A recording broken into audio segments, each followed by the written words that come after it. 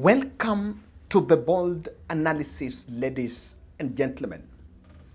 The former Deputy President Rigathi Gashagua was expected to attend a homecoming event in Kakamega, the 24th May today, this Saturday. But what was supposed to be event, Rigathi Gashagua made a last-minute decision to cancel the Kakamega trip, looking at the event of, or rather looking at the dramatic police presence in Kakamega town to try to disperse Rigathi Gashagua crowd. So in this podcast, we're going to explain why Rigathi Gashagua skipped that event and he made the last minute decision to do that. And to just put it to a context, I'm going to show you how police even fired live bullets just to disperse crowds in Kakamega, just showing the threat profile of the DP's presence there. Kindly subscribe to our channel, click the notification bell and like our videos, and thank you very much for your support. We do this each and every day because of your support. And remember, in this podcast, we give it a wider perspective as we look into political analysis. Number one, this event in Kakamega was going to be convened by Malala, who is the deputy party leader of DCP party, Democracy for Citizens Party. Malala is in plans to open the second branch office of the Rigathi-led party.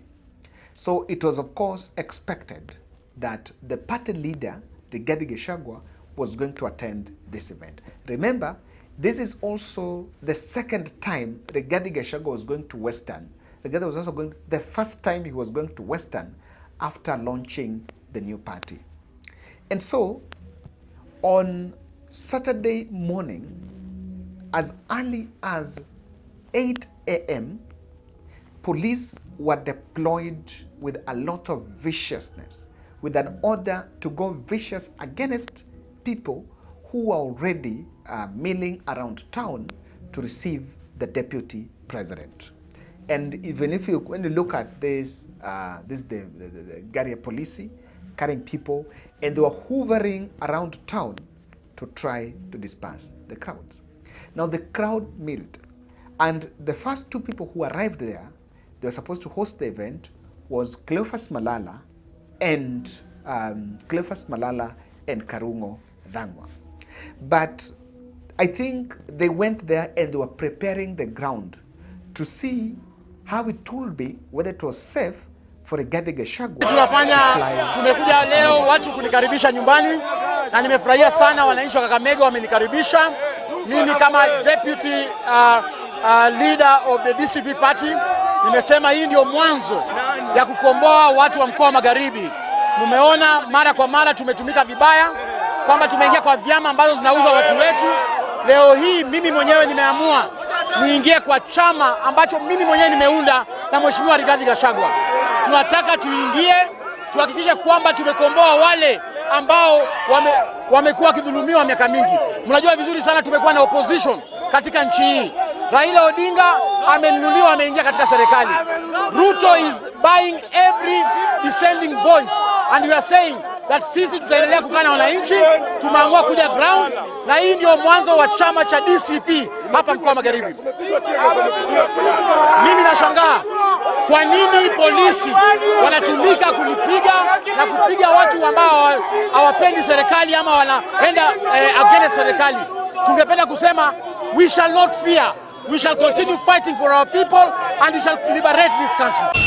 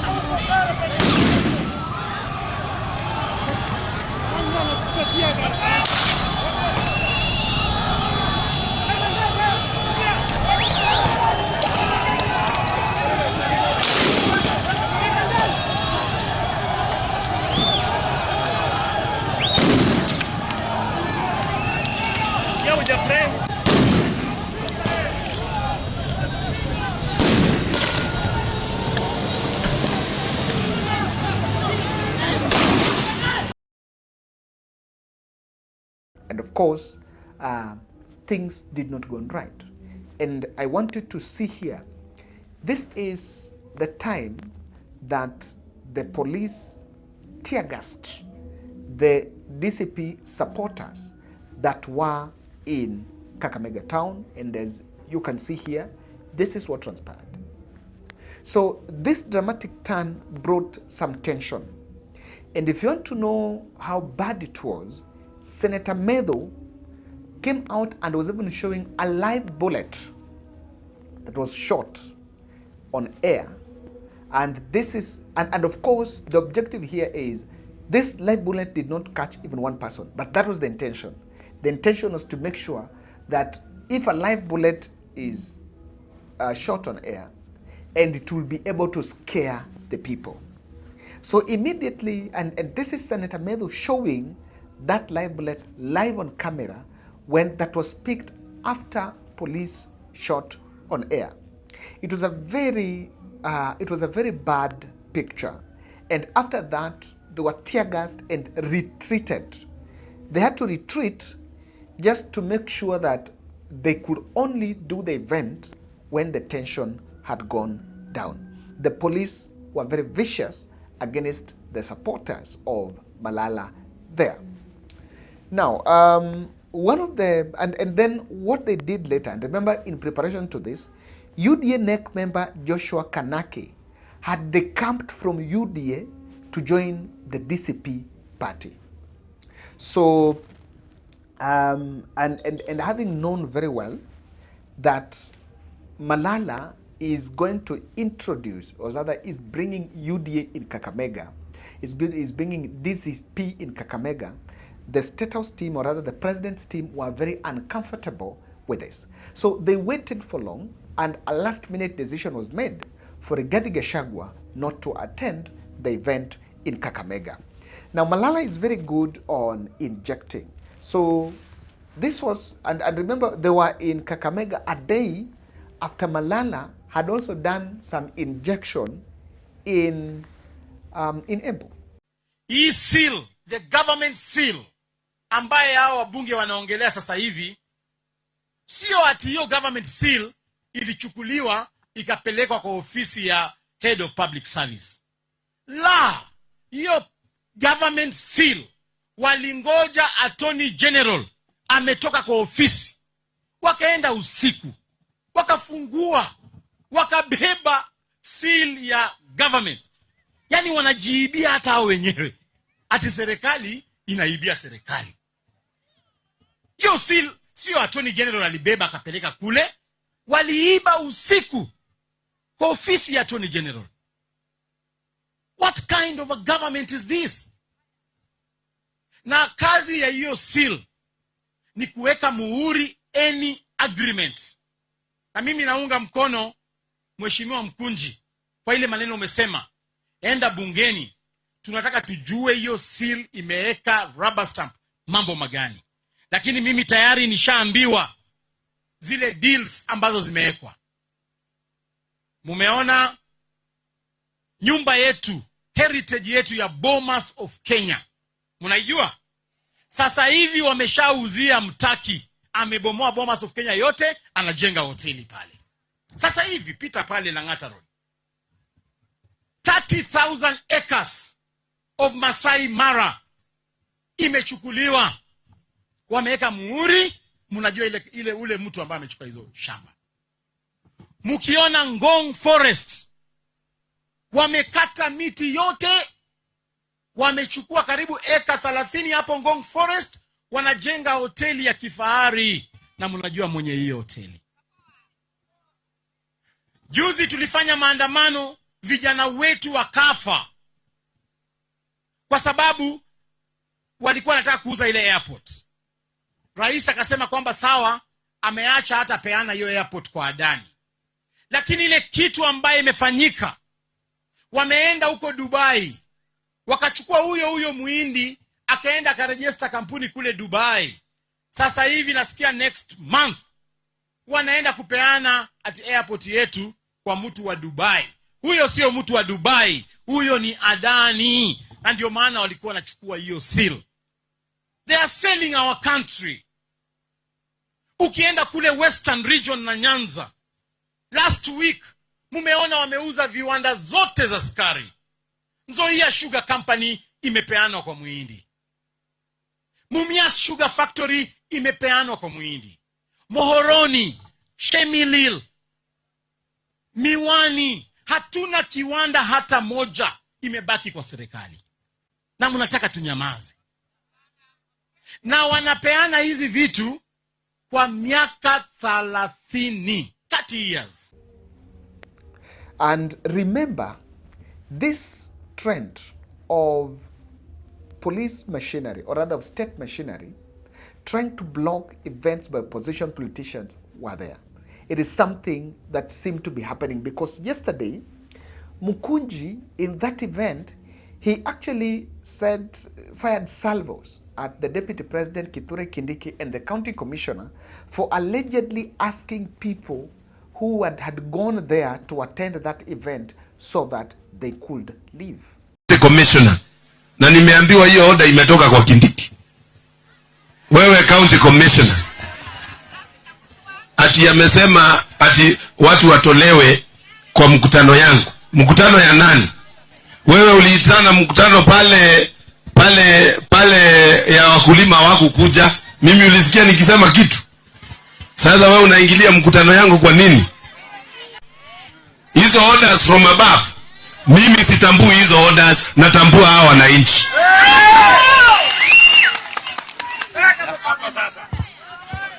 Na msifanye tuseme tunaweza fanya kazi bila nyinyi. Mimi nimekupea onyo. Kama iko shida, kuna mahali unaona Mkonji anafanya maneno yenye upendi, muite ukae chini na yeye. Kwa sababu mimi ni kijana wa kusikiza.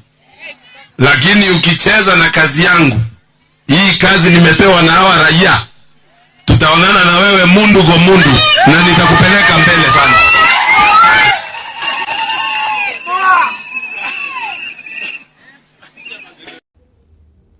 And the event then never happened. And what followed later is Malala hosting the leaders in his residence. And there they just addressed a small crowd that had gathered. After the hype and after they were dispersed, of course, they realized it was no longer safe and were not even very possible to hold the political rally. So, I know one thing that is crossing people's mind is, number one, it is not something new that UDA or that DCP events have experienced this level of violence. They're always an attempt to try to stop something from happening, and it is not something new that is happening.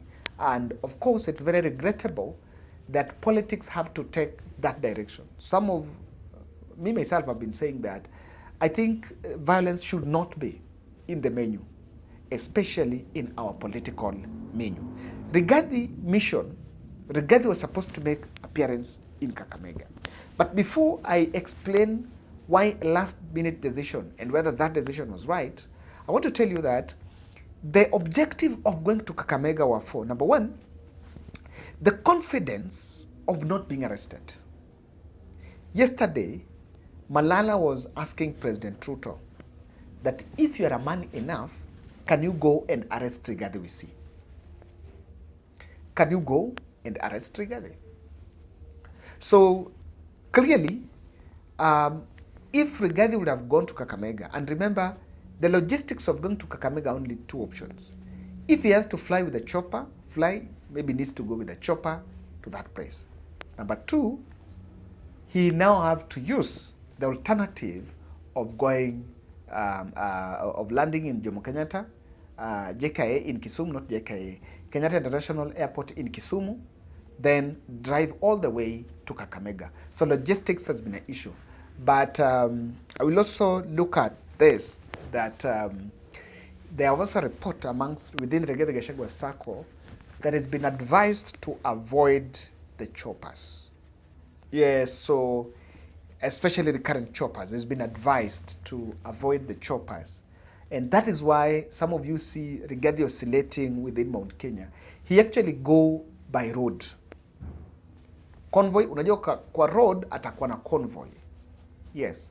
And because he's a threat to the government of the day, these fellows really fear being defeated. They can stop at nothing. And now he's been advised to avoid those choppers. So logistics is one of the challenges he's facing. Number two, the Kakamega mission was to anchor Malala as Western point man. Of course, Malala Natembea access. I was just saying that Rigathi will actually build the profile of Malala as a prominent politician from the Western wing. And this is because sometimes, if you look at Bon Khalwale, is pro-system. If you look at Fernandez Baraza, is a system person. But the only voice that then will come boldly as strong, the dominant voice in Western Kenya, is the voice that goes against the president. And William Ruto and Rigathi Gashagua seem to have made it and made it his objective that is going to take Ruto head on. The other objective of going to Kakamega was to defend Natembea against those arrests. The arrests were very, very, very big challenge. And lastly, I feel that Rigathi is pushing DCP to dismantle Raila Odinga. Of course, DCP will dismantle Raila Odinga. And a DCP is supposed to displace, or rather it says that displace or replace the Raila Odinga's ODM party as the party of choice there. Now, why do you think Rigathi Gashagua is very cautious on moving out of Mount Kenya? Because someone will tell me that, and this has been said over time, that Rigathi only campaigns in Mount Kenya. But we have agreed that the tribalism charge against Rigathi is now lame, weak, and out of question. Why? Because Kindiki himself is spending more time in Mount Kenya. So that is one of the things that is going on.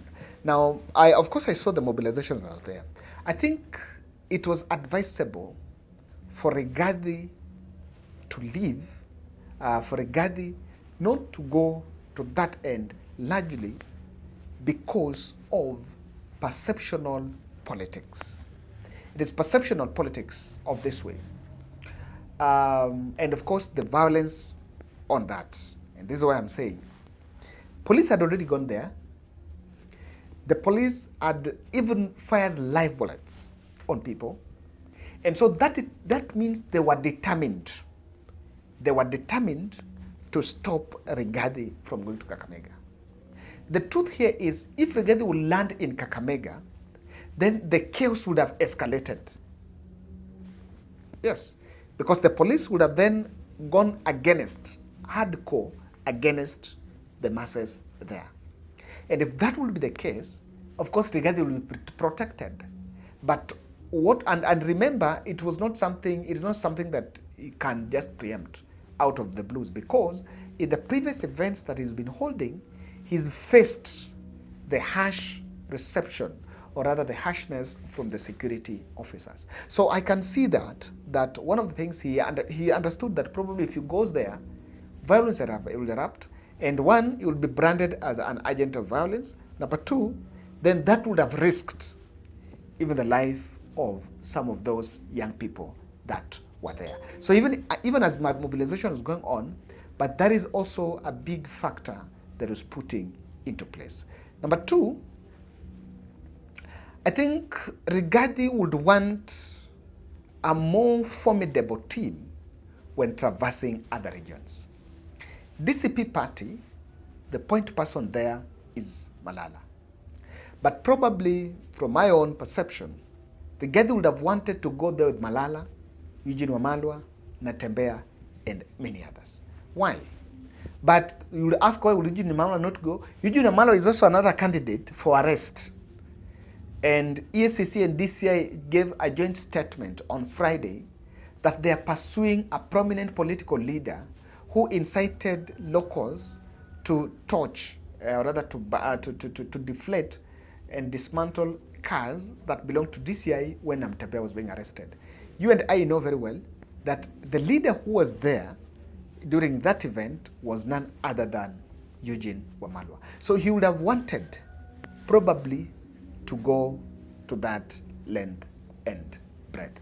The other third objective why Rigathi did not go is William Ruto plan to arrest him. Why wouldn't he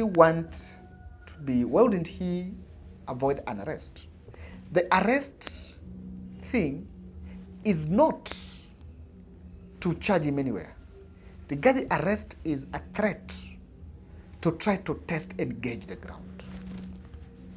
And probably they would have then gone after him somewhere in Western, so that they test, okay, fine, how will it be? And that would have given them now government bold grounds to go after Rigathi Gashagua. So ladies and gentlemen, that is my take on it. Kindly subscribe to our channel, and let's meet in the next. Thank you.